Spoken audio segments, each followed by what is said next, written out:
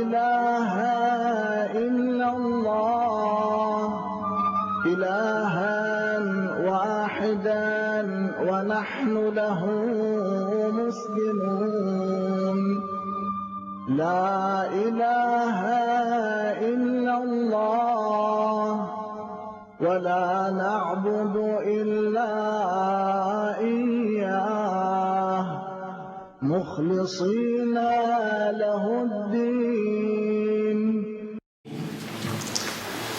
اللهم صل على محمد وآل محمد وعجل اللهم فرجهم. صل على محمد وآل محمد.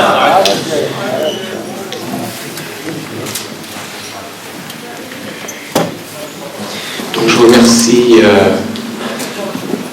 bien sûr l'association d'ouverture, Sayyidna Qavi, tous les frères et sœurs qui ont participé à l'organisation de cette conférence. Je demande la permission aux savants qui sont ici, parce que je prends du temps et je parle devant eux, alors que probablement ils auraient beaucoup de choses de plus intéressantes à dire, mais avec leur permission. Donc je commence ma discussion. Alors, donc on m'a averti du sujet de la conférence. Donc le prophète Mohammed, modèle et référence de tous les musulmans. Inch'Allah, il faudra espérer que ces activités, ces initiatives se répéteront à l'avenir, et surtout que les frères sunnites aussi soient plus, disons, présents et remarquables, Inch'Allah. Mais je sais que c'est l'effort de tous les frères et du Sayyidna Qavi en particulier. Philosophe, orateur, apôtre, législateur, guerrier, conquérant d'idées, restaurateur de dogmes rationnels, d'un culte sans image, fondateur de 20 empires terrestres et d'un empire spirituel. Voilà Mohammed.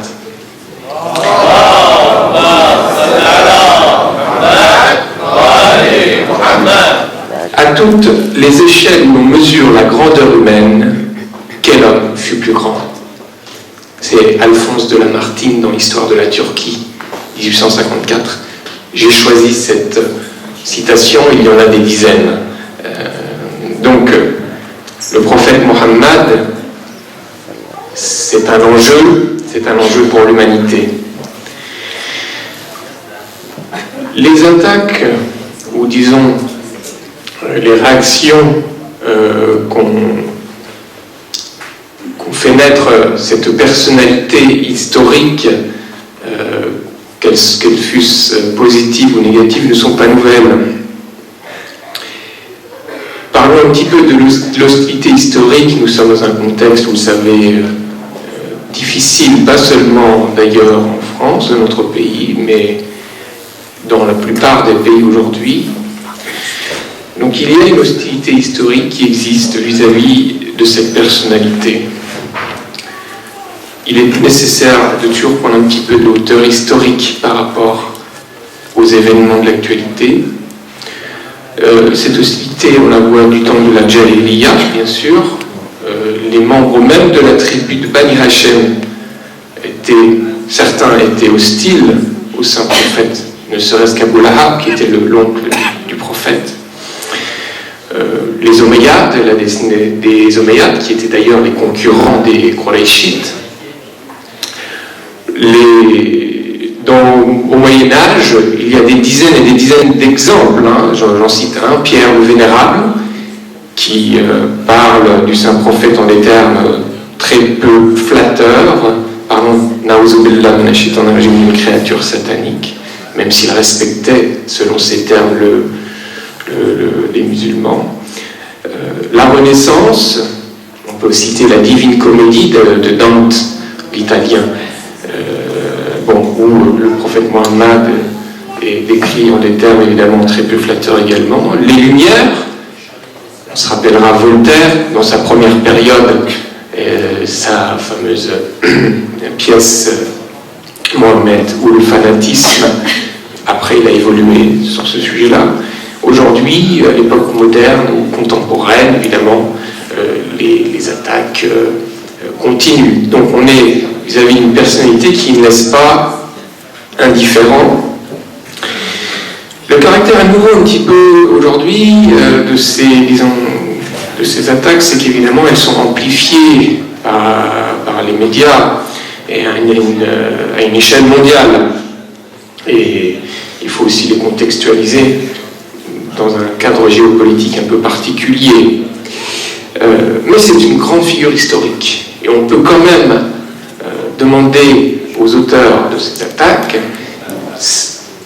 on peut ne pas être d'accord avec le message du saint prophète, mais au moins respecter la grandeur de cette personnalité. C'est un immense, c'est un monument historique, le prophète de l'islam. Il existe évidemment de nombreuses biographies académiques qui ont été consacrées au saint prophète, et qui, aucune d'entre elles, j'entends les biographies autorisées qui font autorité, qui font sens, qui sont basées sur des sources, fut-elles d'ailleurs sunnites, Martin Linz, Muir, Maxime Rodinson, et j'en passe. Watts. Toutes ces biographies, à la fin de la lecture, on comprend que le prophète est une immense personnalité. Donc, attaquer d'une manière basse cette personnalité, c'est dénigrer et c'est oublier que c'est un monument de l'histoire. Et donc, c'est en fait se rabaisser soi-même, quelque part. En réalité, on défie le prophète qu'en tant que symbole. C'est notre symbole, c'est notre prophète, nous autres musulmans. C'est évidemment le guide de la communauté musulmane, le guide historique. Et donc, quelque part, quand on s'attaque au saint prophète, on s'attaque à beaucoup d'autres choses. Est-ce que aussi, quelque part, nous représentons? Il faut en avoir conscience. On ne s'attaque pas seulement au guide historique de la communauté, mais aussi aux valeurs qu'il représente. Et abaisser la sainteté du saint prophète, c'est s'en prendre à une certaine vision de la vie, qu'elle soit d'ailleurs individuelle ou sociale. Une vision qui est spirituelle, qui nous lie à l'au-delà. وَاعْتَصِمُوا بِحَبْلِ اللَّهِ جَمِيعًا, ou alors فَاسْتَمْسِكُوا بِالْعُرْوَةِ الْوُثْقَى فَقَدِ اسْتَمْسَكَ بِالْعُرْوَةِ الْوُثْقَى. C'est ça, c'est-à-dire que nous autres, qui sommes dans ce monde actuellement en train de donner notre examen, on se raccroche au Urwat al-Wusqa, de prétention à véhiculer des valeurs, des valeurs universelles qui s'appliquent à tout le monde. Or, évidemment, prenons conscience, nous avons conscience que les idées, c'est un rôle directeur dans notre vie. C'est un rôle directeur dans notre vie. Il y a des hadiths à ce sujet, je les passe, je n'ai pas le temps. Celui qui pourra donc prouver la supériorité de ces idées pourra aussi les exprimer et par la suite les mettre en œuvre. D'accord ? Donc c'est très important. Pour nous autres musulmans, je pense, que nous soyons d'ailleurs sunnites, chiites, etc., nous autres qui sommes les fils spirituels du saint prophète, nous avons un système de pensée que nous estimons basé sur la nature innée, sur la vérité. Donc nous sommes confiants dans l'avenir, et les attaques qui sont éventuellement proférées contre notre message, etc., sont destinées si vous voulez, à s'évanouir dans la brume des musées de l'histoire. وَجَعَلَ كَلِمَةَ الَّذِينَ كَفَرُوا السُّفْلَى كَلِمَةُ اللَّهِ هِيَ الْعُلْيَا. Il rendit vaine la parole des incrédules, la parole de Dieu est la plus forte. Donc nous sommes très confiants. Nous savons donc toutes ces notions que nous véhiculons, toutes ces valeurs sont là pour durer. Sunnatullah la tajidu. Wa lam tajidu li sunnatillahi tabdila. Donc dans notre perspective, je pense gagner cette espèce de, si vous voulez, de débat d'idées, d'accord? Ça ne se fera que grâce à l'argumentation, grâce au débat contradictoire, etc. Utiliser la raison. Yuriduna liyatfa'u nurallah bi'afwahihim wallahu mutimmu nurihi walau karihal mushrikun. Nous sommes donc confiants, et la bataille des idées, de notre point de vue, passera par la conviction de l'argumentation, le raisonnement rationnel, comme l'affirme d'ailleurs le saint prophète. Qu'est-ce que la raison? Ma ubida bihi ar-Rahman wa ktusiba bihi al-Janan. C'est la raison qui nous amène elle-même, qui nous amène à accepter Dieu, à se soumettre à lui, et finalement à finir au paradis. Le hadith du Mi'raj, le hadith du voyage nocturne qui nous vient, qui est un hadith Qudsi, qui nous vient de Bayt al-Ma'mour, qui nous vient tout ce qui est plus saint, de sacro-saint, les contingences de ce bas monde n'atteignent pas les propos du hadith pour dire qu'il y a je ne sais trop quelle contingence. Non. Ya Ahmad, ista'mil aqlak qabla an yadhhaba. Faman ista'mala aqlahu la yakhti wa la yatra. Ô Ahmad, utilise ta raison avant qu'elle ne te quitte, car celui qui utilise sa raison ne commettra pas d'erreur, ni ne dépassera ses limites. Donc on est clairement sur une voie rationnelle, de conviction rationnelle. La critique d'une foi, d'un système de pensée, d'une civilisation, dans une société ouverte, peut sembler naturelle, c'est normal. Tout le monde peut critiquer un système de pensée, à condition quand même que ces critiques, d'abord, respectent un minimum un cadre de respect mutuel, de tolérance, etc. Le respect du principe du contradictoire également. Et aussi que ces critiques ne soient pas motivées par des objectifs politiques avoués ou inavoués.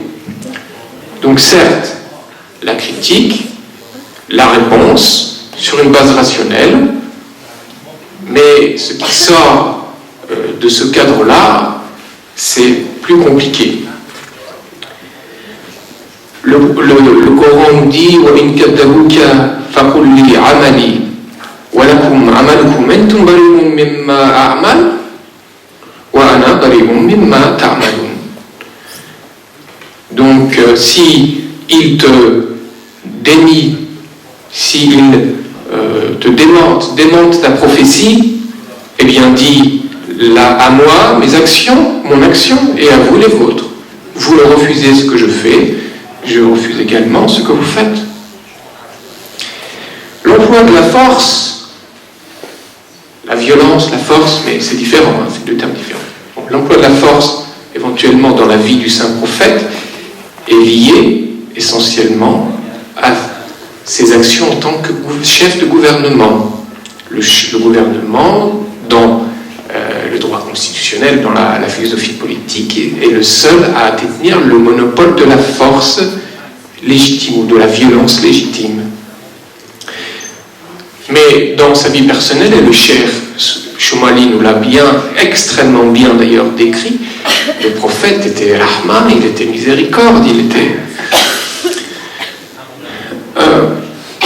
Ce que je voudrais maintenant dire, ou essayer de développer avec vous, c'est que, à mon sens, le saint prophète est attaqué parce qu'il permet de rallier notre vie de tous les jours, quotidienne, mais aussi notre vie sociale à un au-delà, à travers une synthèse intellectuelle qui est aussi spirituelle, entre tradition, histoire, modernité et actualité. Je vais vous expliquer ce que j'entends par là. Tout le monde parmi vous sait que la sécularisation, c'est-à-dire le fait d'avoir des sociétés qui soient de plus en plus séparées du phénomène divin, du phénomène spirituel,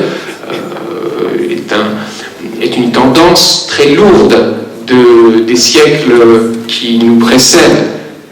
Je ne vais pas refaire toute l'histoire, mais certains disent qu'au niveau philosophique, ça commence par exemple avec le cogito de Descartes, ce dualisme qui nous arrache, si vous voulez, de la nature, de la création, qui d'ailleurs aboutit à une sorte d'humanisme humain par rapport à un humanisme, par opposition à un humanisme chrétien. La laïcité prend forme dans ce cadre-là. Un mystique comme René Guénon l'a fait dater le monde moderne, sous-entendu le monde, entre guillemets, détaché de toute spiritualité, à la disparition de l'ordre du Temple à la moitié du XVe siècle, sous l'ordre de Philippe le Bel. Bon, vous avez d'ailleurs la plaque commémorative à l'île de la Cité à Paris, de cet événement, de la disparition de l'ordre du Temple. Un ayatollah, un grand ayatollah, un grand savant comme Ayatollah Jawadi Amoli, Hafizahullah, lui, fait remonter d'ailleurs cette laïcité, cette idée de sécularisation des sociétés, c'est un terme anglais que je trouve plus précis peut-être que la laïcité, à l'idée qu'il y a dans le christianisme effectivement cette idée de Khaliqiyya, le Dieu est un créateur, mais au niveau de Rububiyya, c'est-à-dire cette guidance divine, notamment à travers la charia, mais également à travers les ulamas, les imams, pour ceux d'entre nous qui seraient chiites, et bien sûr l'imam du temps. Bon, cette Rububiyya, quand elle est là, évidemment, ça facilite les choses, mais quand elle n'est pas là, ça contribue là encore à cette sécularisation, cette laïcisation. L'homme est donc bien un vicaire chez les chrétiens ou chez les musulmans, mais dépourvu de guidance. Donc il est bien khalifa, mais il est laissé un peu à lui-même. On en vient, disons, à la fin, à Nietzsche qui déclare, qui proclame que le monde est sans Dieu. J'utilise un euphémisme. Or, tout cela, c'est un malentendu douloureux. Pourquoi est-ce que nous devrions progresser contre la nature, contre notre Créateur? Pourquoi le progrès, c'est-à-dire la modernité? La modernité aujourd'hui, c'est-à-dire le progrès dans notre système de pensée actuel. Pourquoi devrait-elle se faire en rupture avec ce que nous sommes, avec notre fitra, avec l'esprit traditionnel? Pourquoi est-ce que, par exemple, des gens comme Hegel ne voient donc l'avenir de l'humanité que comme une thèse, une antithèse, donc rupture, et puis une synthèse, c'est-à-dire un retour? C'est le saint prophète et son école ne voient pas, me semble-t-il, les choses de cette manière-là. Il n'y a pas forcément besoin de rupture. Nous n'avons pas à faire forcément fi du passé, de la tradition. Non. Ces quatre choses que sont donc l'histoire, la tradition, la modernité, l'actualité peuvent trouver une synthèse. Et le saint prophète, à mon sens, en est l'exemple vivant dans nos cœurs. Donc, c'est l'idée, si vous voulez, de voir la société non plus seulement de manière verticale, de frontier. Ça, c'est M. Schumann, il connaîtra peut-être cette idée, de frontier, c'est-à-dire se développer seulement en envoyant des fusées dans l'espace. C'est le frontier, en envoyant des colons à l'ouest. Ça, c'est le développement horizontal. Mais chez nous, le développement horizontal, c'est-à-dire le fait d'avoir un progrès technique, un progrès économique, tous les types de progrès que vous voulez, se fait bi'atisami hablillah, se fait en gardant à l'œil et en gardant à l'esprit un développement vertical, un développement spirituel. Et donc, encore une fois, le prophète en est l'exemple, pour tout le monde d'ailleurs, pas seulement pour les musulmans, comme d'ailleurs l'a rappelé le cheikh. Le résultat du développement uniquement horizontal, c'est le XXe siècle. L'utilisation de la technique, du progrès technique, uniquement dans le sens de certaines idées. On peut parler évidemment des deux grandes guerres mondiales, mais même la démocratie libérale de la fin des années 90, 1990, vous vous rappelez Francis Fukuyama qui déclare la fin de l'histoire. Et aujourd'hui, après l'ère 2000, vous savez, les grandes tragédies qui sont produites, notamment au Moyen-Orient, on n'y croit plus à cela. Ou en tout cas, on ne peut plus y croire de cette façon-là. Et puis, si c'était vraiment la fin de l'histoire, si un grand homme comme Roger Garaudy, des hommes, des philosophes, des penseurs qui ont connu tellement de choses, pourquoi se seraient-ils tournés vers l'islam ? L'horizontalité, à notre sens, c'est la multitude des pôles. C'est la multitude des pôles, mais qui n'est pas possible sans l'unicité divine, sans se rattacher. Aujourd'hui, notre société se meurt parce que nous nous sommes nous-mêmes détachés de la source de vie qui est Dieu. La ilaha illa huwa yuhyi wa yumit. Et puis, rappelons-nous qu'il y a autre chose, il y a aussi Satan. Satan, dans notre perspective, existe. Il est notre ennemi. Inna shaytan lakum shaitana lakum adu fattakhadhuhu aduwwa. Donc, toujours se rappeler qu'il y a deux pôles ici-bas et que il faut évidemment se prémunir contre contre les dispositions que prend donc Satan.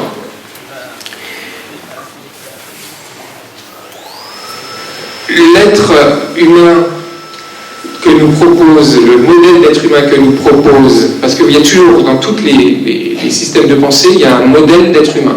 D'accord ? Il y a le bolchevisme, le socialisme, le capitalisme, il y a un modèle d'être humain, hein, puisque c'est destiné avant tout aux êtres humains. Donc l'être humain que nous propose l'islam, c'est al-insan kamel. Ça, donc, c'est chez les mystiques, les urafa, al-insan kamel, qui al-insan kamel, donc Hazrat al-Jami pour les ulama, Hazrat al-Jami.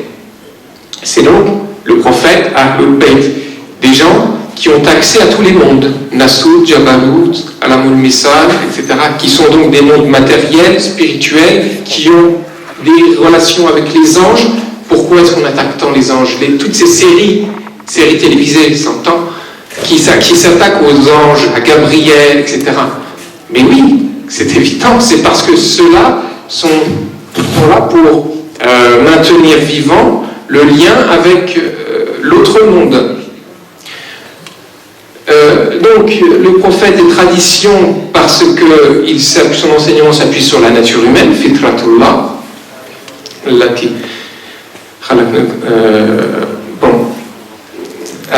khalaqa an-nas fatara an-nas alayha.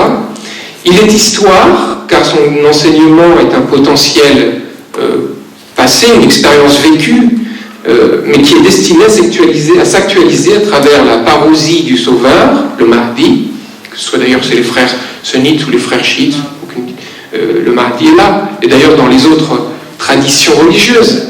Il est modernité car il appréhende positivement le progrès technique comme un pouvoir, mais en tant qu'outil d'amélioration de la condition humaine.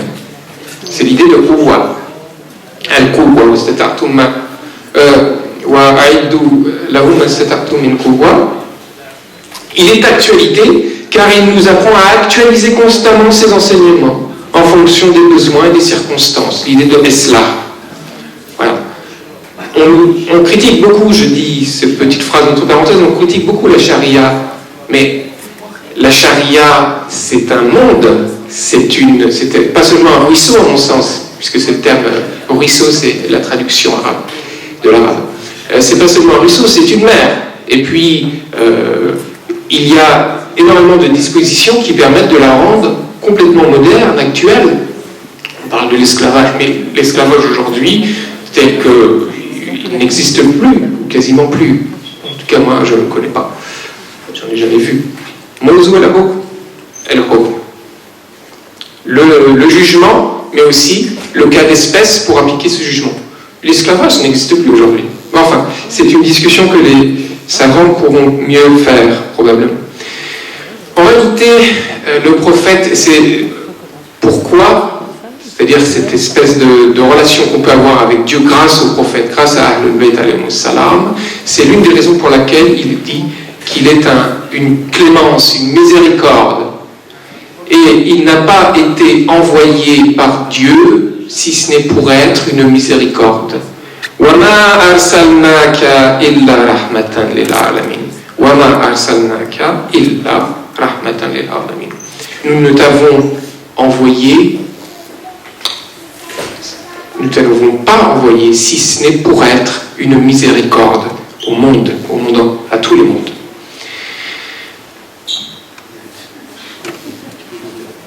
Donc, je dirais que par rapport à ce qui se passe aujourd'hui, il faut faire un audit islamique. Hasibu anfusakum qabla an tuhasibu. Faisons notre audit. Pourquoi nous en sommes là? Et appuyons-nous sur un outil performant pour faire cet audit, pour réaliser cet audit, qui est donc le Urwat al-Wusqa, qui est le saint prophète. Le Cheikh Choumali a donné un certain nombre de points intéressants de la personnalité du saint prophète, mais évidemment c'est infini. Je terminerai par ce petit hadith qui est un cadeau. Le hadith, donc c'est dans le hadith Al-Mi'raj. Je dis d'abord l'arabe et je le traduis. Ya Ahmadou. Donc, regardons ce hadith.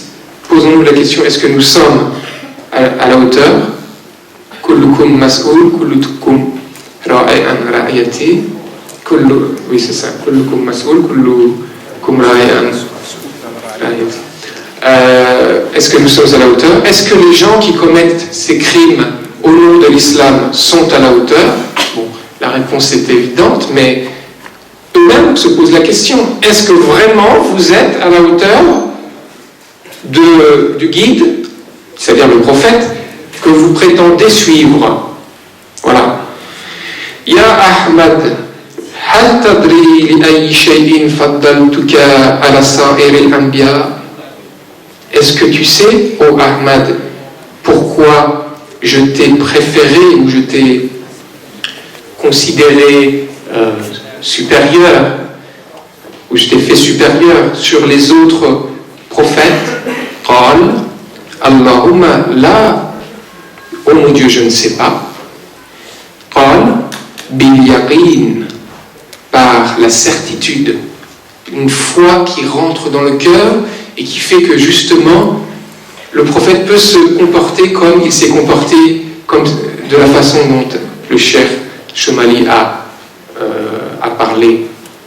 Il n'a pas peur du protocole, non. Bil yaqin wa husnil khulq, le bon comportement, wa sakhawati nafs, la générosité. Alam nashrah laka sadrak, un cœur, un océan. Wa rahmatin bil khalq, et la clémence vis-à-vis de la création. Wa kadhalika awtadul ard lam yakunu awtadan illa bihadha. Et ainsi, l'élite spirituelle de la terre, il n'en aurait pas été ainsi s'il n'était pas comme cela. Donc 4 qualités: yaqin, husnul khuluq, sakhawatun nafs, rahma, la certitude, le bon comportement, la générosité et clémence avec la création. Il y aurait beaucoup de choses à dire. Le temps qui m'est imparti, c'est terminé. Je vous remercie infiniment de m'avoir écouté. Allahumma ahina hayata Muhammad wa amitna mamata Muhammad. Allahumma salli ala Muhammad wa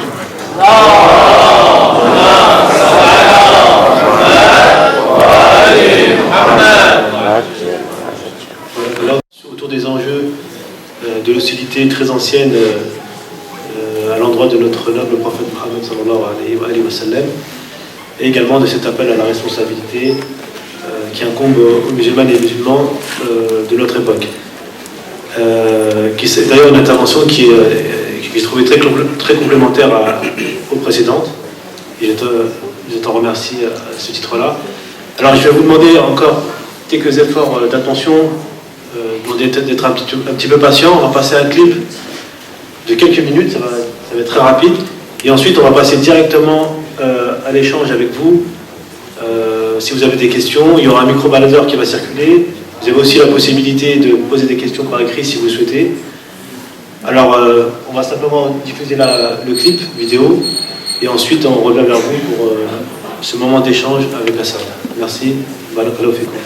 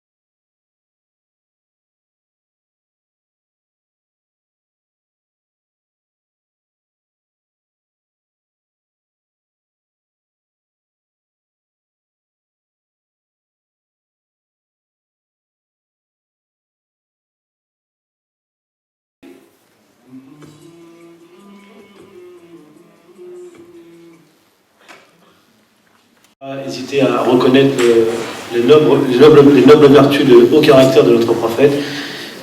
Donc c'est aussi une manière pour nous de ne pas réduire l'Occident simplement à l'hostilité et l'adversité qui a été faite à travers l'histoire et aujourd'hui. Donc c'est la raison pour laquelle nous avons souhaité diffuser ce clip pour nuancer les choses. On a voulu aussi que cet après-midi, en tout cas pour cette première session, que ce soit interactif avec vous, avec le public. Donc je vais inviter Dr Mohamed Ali Chamali pour une série de questions-réponses.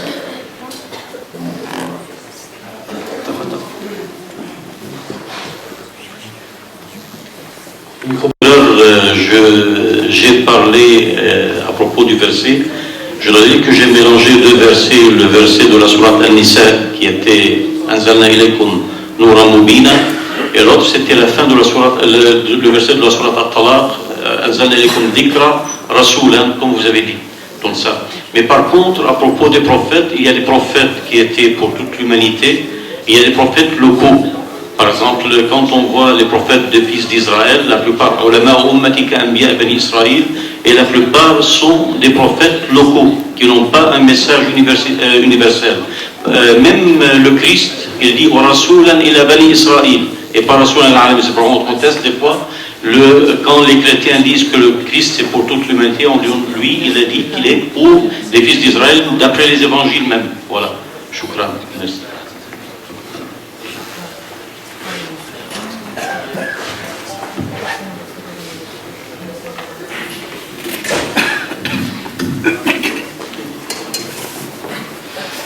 Bismillah ar-Rahman ar-Rahim. Our scholars distinguish between two groups of prophets. Some had local ministry or mission, and some had universal. The general assumption is that all the prophets of determination or ulul azm, they had universal mission. So, although the Quran says that Isa alayhi salam was sent to Bani Israel, but this is the beginning of the mission. It's not that his mission was restricted to Bani Israel. And I personally have an opinion that as far as Allah's guidance is concerned, no prophet was making distinction. That's saying that only this, for example, ethnic group or this, race can benefit from my guidance and the rest cannot. If there were prophets who had local ministry, it was because they lived in a time in which communication was not possible. It was very difficult to be in one place and then address all humanity. But it was not in the sense that, for example, if in the same place, in the same town, for example, there were people of this origin and people of other origin, they say, I don't bother about you, I want only to guide these people, because this is my nation. This is not, I think, the proper understanding. So, as far as Allah subhanahu wa ta'ala's concern for humanity is concerned, as far as guidance is concerned, Allah wants guidance for all people. لَقَدْ بَعَثْنَا فِي كُلِّ أُمَّةٍ رَسُولًا. Allah has sent messengers to all nations, and all the messengers want good for all mankind.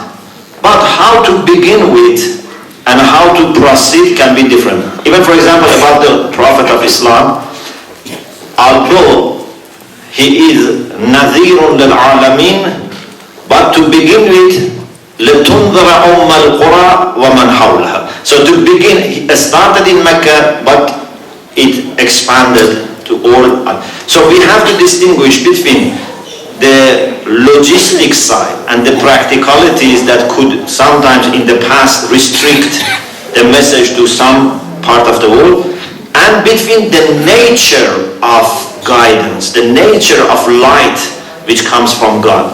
When God sends guidance and light, it's for everyone to benefit. There is no distinction or discrimination in this side. Alors évidemment, les spécialistes de l'islam font une distinction, nous faisons une distinction entre les prophètes. Il y a les prophètes ulul azm, les prophètes de très haut rang, qui se distinguent des autres prophètes, et on considère que c'est parce que leur appel et leur message était universel.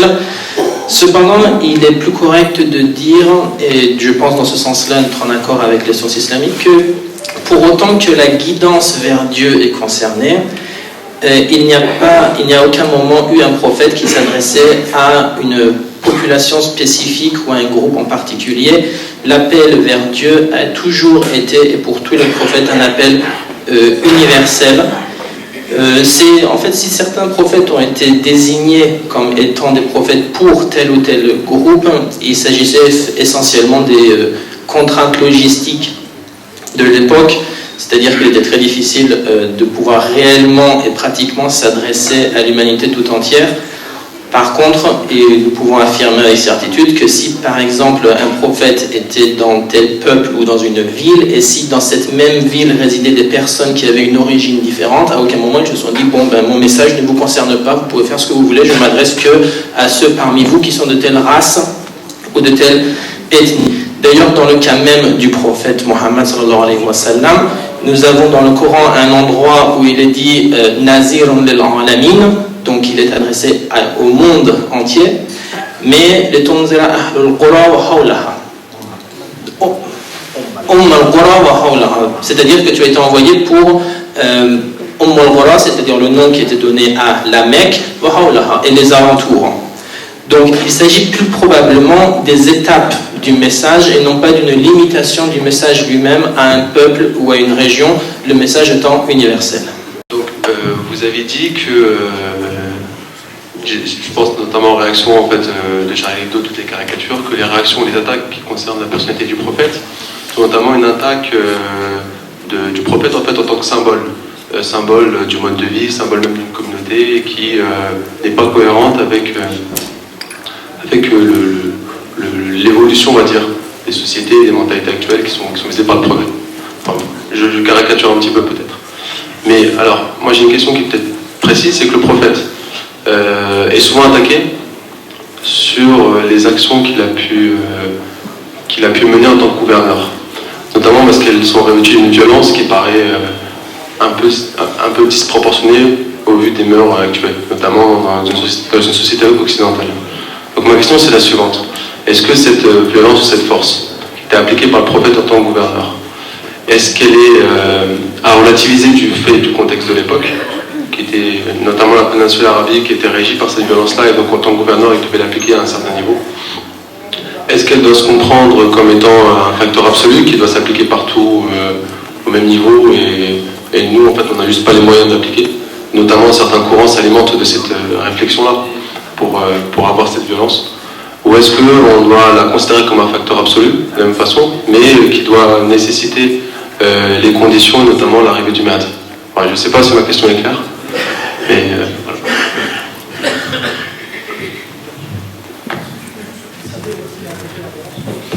Oui, la violence, quand je dis violence, c'est pas nécessairement péjoratif, mais quand je parle de violence, c'est-à-dire dans les conquêtes, lorsqu'il a fait les guerres, lorsqu'il a dû notamment on va dire, je pense notamment à l'épisode pour la bataille de Khaybar, lorsque la tribu juive les a trahis par exemple, et qu'il a eu une réaction un peu importante de ces vidéos.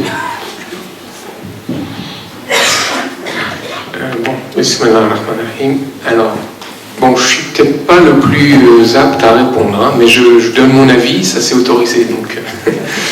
Mais parmi nous, je crois qu'il y a d'autres qui sont prêts à répondre mieux que moi. En ce qui concerne l'utilisation de la force en tant que chef de gouvernement, à partir du moment où on considère le gouvernement comme un endroit qui où se concentrent des intérêts d'une société. Ces intérêts, et cette société étant constituée d'ailleurs d'individus, de corporations, de groupes divers et variés, dont les intérêts immédiats ne sont pas forcément convergents, il y a toujours des conflits d'intérêts, tout simplement, dans une société. Le gouvernement est là pour, si vous voulez, prendre une décision qui s'impose en fonction des intérêts de la communauté qu'il représente. C'est-à-dire, si c'est un pays, un État, il représente aujourd'hui c'est l'État-nation, donc il représente une nation. Si c'est un syndicat, il représente un syndicat. Donc il va prendre une décision, en tant que représentant de cette société ou ce groupe, de cette communauté.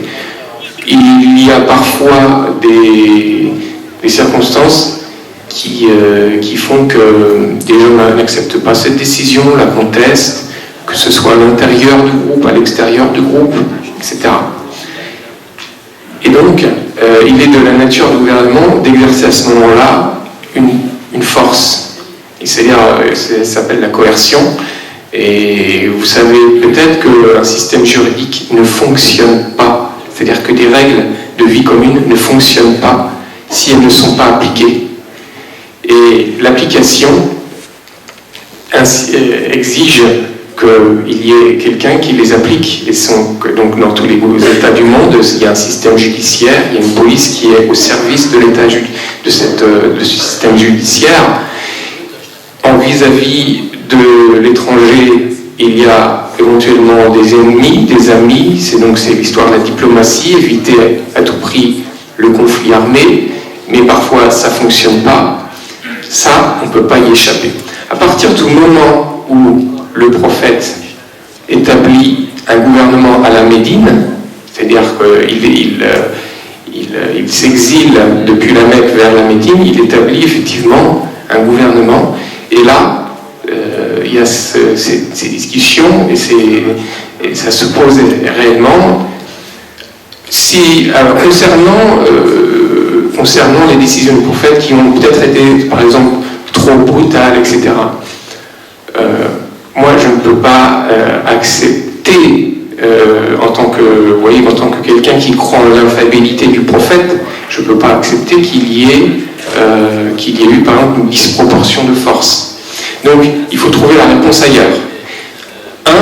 Est-ce que l'événement historique auquel vous faites allusion a été correctement rapporté? Parce qu'il ne faut pas oublier que l'histoire, ça reste l'histoire.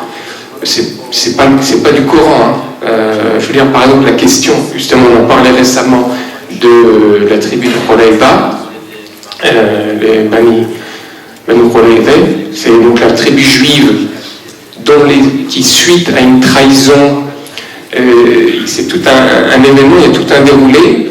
Il y a effectivement une version qui a été donnée, qui est reprise par la plupart des historiens, donc Ibn Hisham, Ibn Ishaq, dans son Siratul Nabi. Mais cette version-là, il y a aujourd'hui des historiens musulmans, des gens du cru. J'ai vu un article, récemment j'en parlais d'ailleurs à Seyed, un article sur le site de la Hawza de Qom, qui remet en cause le déroulé de cet événement. Notamment le massacre sur la place du marché de plus de 800 hommes. D'ailleurs, il y a tout si vous voulez, il y a toute une argumentation qui remet un petit peu en cause, par exemple, cet événement. Comme quoi, ce ne serait pas 800, mais peut-être entre 16 et 40 personnes qui étaient en réalité les chefs de cette tribu, qui sont donc responsables au premier chef de la trahison, etc., etc. Il y a tout un argument. Bon, après, on peut en reparler. Mais dire qu'à partir du moment où le prophète et chef du gouvernement, il n'a pas exercé de force, ça ne me paraît pas réaliste. Il a exercé une force. Il avait par exemple, pendant qu'il était à la Médine, il y avait le traité de Hudaybiya qui l'obligeait à extrader tout musulman qui serait venu de la Mecque se réfugier à la Médine. Et il y a eu un cas, donc je parle sous l'autorité des savants, Il y a eu un cas, effectivement, il y a un frère musulman qui est venu, qui était converti, qui est venu de la Mecque. Eh bien, le prophète a appliqué le traité, il l'a extradé, il l'a renvoyé, parce que c'était le traité. Mais j'imagine bien, évidemment, qu'il a dû en souffrir énormément. Mais, enfin, en tout cas, moi j'ai lu cela, et apparemment c'est une version qui est acceptée par les historiens. Bon. Donc ma réponse serait qu'il y a eu une force exercée, qu'un gouvernement a le monopole de la force, de la violence légitime, c'est pour ça qu'ils disent la violence légitime, oui. Et que tout gouvernement, qu'il soit prophétique ou pas, en fait, c'est comme si vous voulez dire que pourquoi, moi je sais pas, moi, pourquoi est-ce que pour que le code de la route soit appliqué, pourquoi est-ce que vous verbalisez les chauffeurs, enfin bon, c'est normal quelque part. Je ne sais pas si j'ai répondu précisément à la question. Mais concernant le massacre auquel vous faites référence, il a été discuté dernièrement. Bon, parce qu'effectivement, c'est un petit peu, ça peut parfois choquer. Et puis, il faut aussi se dire qu'il y a, nous avons dans notre société, dans notre environnement, on a été quand même éduqués d'une sorte que, si vous voulez, on est un petit peu timide, ou comment dirais-je, on a on va dire une pudeur vis-à-vis de la violence. Hein. La violence, c'est mal, forcément. Oui, c'est mal. Enfin, d'ailleurs, c'est mal, voilà, mais c'est mal comment, dans quelles circonstances. Et puis, si on se base sur ces valeurs-là, hein, le droit de l'homisme, etc., les droits de l'homme, ce qui se passe autour de nous, c'est pas de la violence, c'est de la violence, évidemment. Ça ne veut pas dire qu'il faille la légitimer forcément, au contraire, la justifier. Non, elle n'est peut-être pas justifiée, mais il y a de la violence. Voilà, c'est l'être humain. Nous sommes, en nous-mêmes, nous avons de la violence. Et justement, le saint prophète est là. Justement, جعلناكم أمة وسطا لتكونوا على الناس شهداء على الناس والرسول. Pareil pour le saint prophète, nous vous avons fait une communauté du milieu pour que vous soyez témoins vis-à-vis des gens. Justement, c'est pas seulement le vertical et l'horizontal, comme je disais, c'est-à-dire la spiritualité et en gros la force d'une nation, mais c'est aussi être capable en nous-mêmes de trouver un équilibre, de contrôler toutes nos passions. Et donc là, il y a le akhlaq, hein, la morale islamique, hein, pas de violence, pas de force disproportionnée, le courage qui ne soit pas de la témérité, enfin, vous voyez, voilà. Mais l'être humain est ce qu'il est. Donc, et il y a de la force, il y a de la violence. Je vous remercie. Ouais, pour ne pas être trop long dans la réponse et que d'autres personnes puissent poser des questions, on va essayer de faire court. Donc je vais donner le micro pour respecter, on va dire, l'égalité hommes-femmes. On a commencé par un homme, donc il y a une sœur qui a une question, donc Inch'Allah, je vais passer le micro chez les femmes.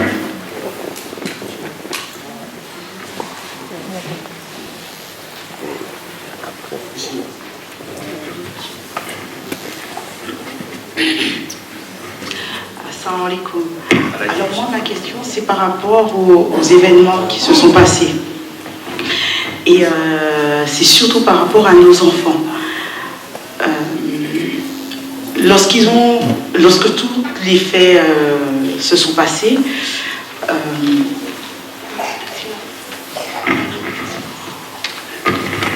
quand tous les faits se sont passés, il y a eu un impact sur nos enfants. Et donc l'éducation nationale qui veut faire minute de silence, tout ce qui s'ensuit, des explications à nos enfants. Moi, ma question, c'est comment expliquer à nos enfants, par rapport aux actualités, par rapport à l'historique, comment expliquer tout ça à nos enfants? Parce que, voilà, quelle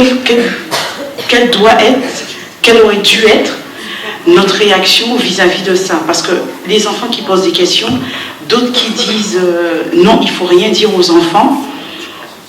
Voilà, nos ados qui se posent des questions, les petits qui regardent, voilà, quel est notre positionnement, nous parents, comment expliquer à nos enfants, et quelle est notre réaction en fait?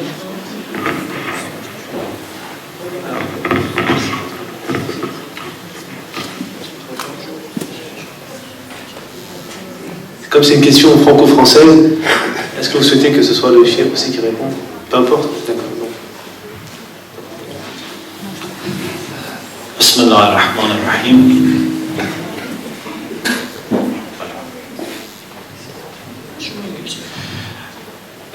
This is a very good question, and we need to have our plans already made and ready. C'est une très bonne question, effectivement, il serait bon que nous soyons prêts lorsque de tels événements se produisent. First of all, we should know that Islam is a religion which is very strong in its logic and in the way it responds to the challenges. Avant tout, il ne faut pas oublier que l'islam est une religion qui est très puissante et cohérente dans sa logique interne et dans la façon dont elle nous commande de réagir aux événements. Islam can never be defeated or destroyed from outside. L'islam ne pourra jamais être détruit ou vaincu de l'extérieur. It's only when Muslims who do not act properly or who divide the Ummah that Islam can be badly affected. Otherwise, no threat from outside can destroy or damage Islam. C'est uniquement lorsque des musulmans, malheureusement, agissent contrairement aux commandements de leur religion ou lorsqu'ils divisent la Ummah de l'intérieur que l'islam peut subir des effets négatifs. Sinon, rien ne peut agresser l'islam depuis l'extérieur. This is why Allah said, "Al-yawm ya'isa alladhina kafaru min dinikum fala takhshawhum wakhshawun." So do not have any fear of people who make plots or attacks against Islam. They cannot do anything. Donc il n'y a aucun lieu de craindre les personnes qui attaquent l'islam. Il n'y a absolument rien à craindre d'eux. But we have to make sure that we ourselves understand Islam properly, practice Islam properly, and teach our children Islam properly. La seule chose, c'est de faire attention à ce que nous comprenions nous-mêmes correctement notre islam, que nous le pratiquions correctement, et surtout que nous soyons en mesure de l'enseigner correctement à nos enfants. Our children should be given the opportunity to develop a strong Muslim identity, but at the same time they should be given skills which enable them to interact with non-Muslims, with large society, without feeling inferior and without feeling superior. Nous devons donner à nos enfants une identité musulmane puissante, tout en leur donnant les outils nécessaires pour pouvoir interagir dans une société ou avec un groupe d'individus sans en aucun cas se sentir inférieur, ni surtout se montrer supérieur à eux. This ayah is very beautiful. Allah says, "Kuntum khayra ummatin ukhrijat lin-nas." You are the best people, but not in the sense that you are chosen people. People should serve you. No, you are the best people to benefit mankind. So Muslims should prove that we are the best in helping others, in serving humanity, because we have been given the gift of Islam, the gift of the guidance of the Prophet. So we as teachers, as doctors, as engineers, as drivers, as whatever we have, we should show that we are better for this society compared to the people who have no faith. Les musulmans sont le meilleur peuple, mais non pas dans le sens d'un peuple élu que tous les autres peuples devraient servir, auquel ils seraient inférieurs et devraient leur obéir. Non, les musulmans constituent le meilleur peuple dans le sens le meilleur peuple pour l'humanité. Et c'est dans ce sens-là que nous devons être les meilleurs ingénieurs, les meilleurs docteurs et en règle générale les meilleurs citoyens pour être bénéfiques pour notre société. So we should educate our children Islamically. We should tell them, don't be afraid of the challenges from outside, feel strong and empowered from within, but at the same time be kind, be open, be able to have dialogue and conversation with other people, because this is the logic of Islam. You can be very strong in your faith, but at the same time very lenient and very gentle.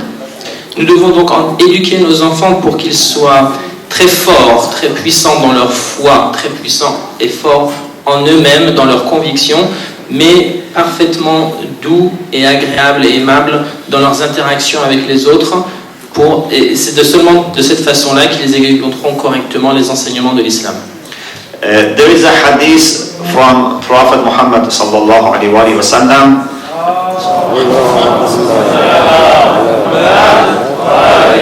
Narrated by Sunni and Shia scholars, and I think this hadith is a bishara for Muslims who live a difficult time nowadays. Il y a un très beau hadith rapporté du prophète qui est rapporté aussi bien par les savants chiites que sunnites, et je pense que ce hadith est une annonciation, une bonne nouvelle pour les peuples musulmans de nos jours. So I give this hadith to you as a gift. Et c'est pour ça que je vous offre maintenant ce hadith comme un cadeau. Once the companions of the Prophet told him, "Nahnu ikhwanuka ya Rasulallah, are we your brothers, O messengers of God?" Un jour, les compagnons du prophète lui demandèrent, sommes-nous tes frères, ô messager de Dieu? He said, "La." Et il répondit non. Antum ashabi. Non, vous êtes mes compagnons. Wa ikhwani alladhina ya'tuna ba'di amanu bi wa lam yarawni. My brothers are the people who come later, who believe in me without seeing me. Mes frères, ce sont ceux qui viendront après vous, ceux qui croiront en moi sans m'avoir connu. Then Rasulullah said something very special. لِلْعَامِلِ مِنْهُمْ أَجْرُ خَمْسِينَ مِنْكُمْ. He said to his companions, we have great respect for the companions of the Prophet. There is no doubt about it. But Rasulullah says to his companions, those believers who come later, their reward is the reward of 50 of you. Et alors le prophète a ajouté quelque chose de merveilleux en disant à ses compagnons, ces croyants qui viendront après vous, ces croyants que je qualifie de mes frères, leur récompense auprès de Dieu sera la récompense de 50 d'entre vous. The companions of the Prophet, they thought Prophet has made maybe a mistake. So they said, Bal minhum. Perhaps you mean 50 of themselves. Then the Prophet said, no, Bal minkum. I am not making mistake. 50 people from you. Et les compagnons du prophète crurent d'abord que c'était une erreur et ils répondirent, vous voulez dire que chacun d'entre eux aura la récompense équivalente à 50 parmi eux? À quoi le prophète répondit, non, j'ai bien dit 50 parmi vous, mes compagnons. Raddadaha thalathan. He repeated this 3 times. Et il répéta ça 3 fois. Then he said, لَأَنَّكُمْ تَجِدُونَ عَلَى الْخَيْرِ أَعْوَانًا. They are better than you and rewarded more than you because you have helpers. They come in a time that Islam is attacked and they have no helper like me, like great personalities among the companions of the Prophet. So, the reward for the practicing Muslims of today is the reward of 50 companions of the Prophet. So you sisters and brothers who are here and practicing, Rasulullah considered you as his brothers and sisters and in a higher position than the Muslims who lived with Rasulullah in Medina. So know your role and know how much Rasulullah loves you and how much Allah subhanahu wa ta'ala loves you. Et le prophète a expliqué ensuite cette différence dans les statuts en disant, parce que vous, mes compagnons, vous vivez dans une époque où vous avez des compagnons puissants, vous m'avez moi, alors que eux, ils seront musulmans à une époque où l'islam sera attaqué. Et donc, il faut bien réaliser que les musulmans qui vivent aujourd'hui, qui pratiquent leur islam aujourd'hui, ont un statut de la vie du prophète lui-même supérieur à celui de 50 des musulmans parmi les compagnons du prophète. Ouais. Okay, merci pour la réponse. On a déjà dépassé en fait le temps. Juste donc, un petit mot, synthétique, concis, rapide. Et puis après, oui, donc non, je voulais juste intervenir, donner mon avis, hein, c'est un avis personnel, moi pour être concret si vous voulez, donc ça va compléter un peu. Je considère personnellement qu'on a toujours considéré l'école comme un sanctuaire. Donc c'est un lieu normalement qui est considéré comme un lieu de savoir.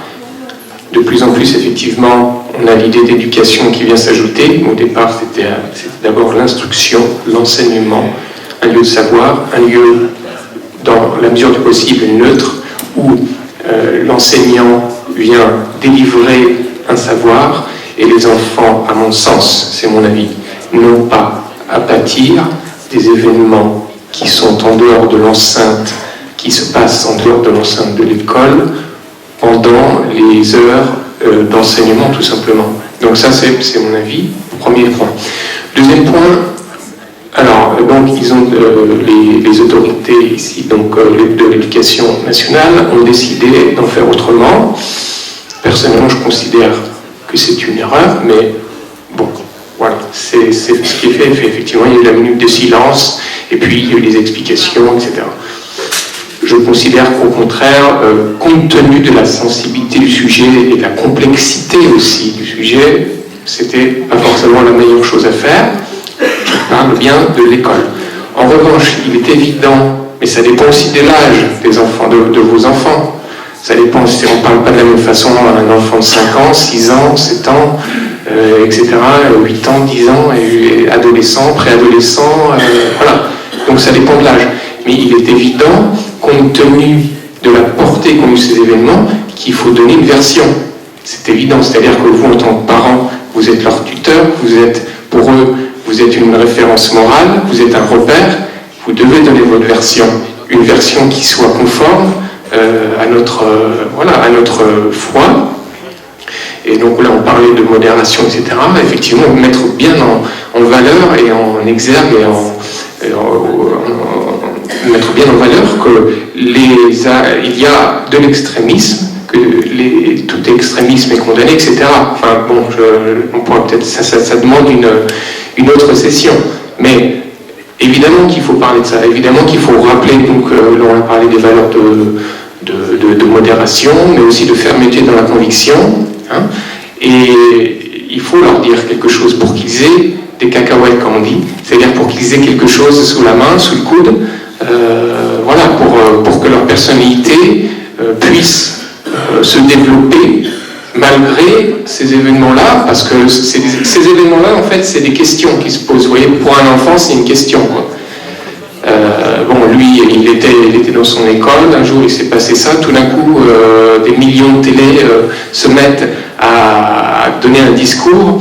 Ben, lui, il faut bien qu'il comprenne. Il faut bien qu'il ait au moins quelque chose, une petite réponse qui lui permette de revenir à un calme relatif au niveau psychologique, oui, d'autant plus que nous sommes, en tant que musulmans, les premiers concernés. Donc évidemment qu'il faut lui produire un petit discours chez vous, d'une manière très apaisée, si possible, père plus mère, vous voyez, enfin faire quelque chose éventuellement faire ça aussi, qui soit pas trop grave non plus, pour pas, vous voyez, les rassurer un peu. Voilà, moi c'est mon avis, voyez-vous. Après, on peut en discuter plus longuement, mais il n'y a pas de temps.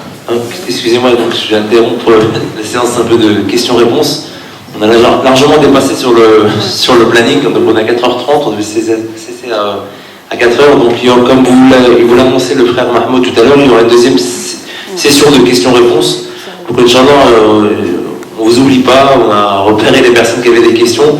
Les questions, elles viendront dans un deuxième temps, ils pourront répondre même si ce ne sera pas forcément la même composition, mais vos réponses, Inch'Allah, seront répondues. Malheureusement, on ne pourra pas satisfaire toutes les questions possibles. Je pense qu'il y a autant de questions que de personnes présentes ce soir. Donc, malheureusement, il faudra faire un tri et Inch'Allah, on tentera quand même de satisfaire vos demandes.